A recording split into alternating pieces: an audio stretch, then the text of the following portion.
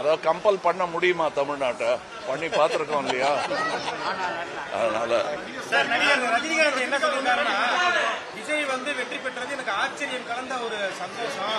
ஒருவேளை கமலஹாசன் முதல்வராக வந்திருக்காருன்னா கூட நான் பொறாமப்பட்டிருப்பேன் ஒரு மாதிரி ஒரு சிரிப்பலையோட சொல்லியிருக்காரு. சிரிப்போட தான் சொன்னாரே தவிர நாங்க 2 பேருமே ஒருத்தர் பார்த்து பொறாமப்பட்டது கிடையாது. போட்டி போடுவோம், பட் பொறாமப்பட்டது கிடையாது. We are the best sportsman you can find in Tamil Nadu.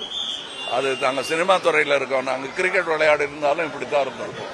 Sir, இப்ப சினிமா சம்பந்தமா நீங்க முதல்வர்கிட்ட நிறைய கோரிக்கைகள் வச்சிருக்கீங்க.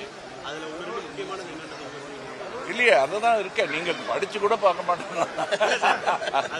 இல்ல, முதல்வர்கிட்ட இருக்க பத்திரிகையில் உங்க நண்பர்களே அதை போட்டிருக்காங்க. திரும்ப அதையே பேசிட்டு இருக்க வேண்டாம். அதுல நல்லது எதுன்னு உங்களுக்கு தோணுதோ அதை சிறப்பா கோடிட்டு காட்ட வேண்டியது உங்க கடமை.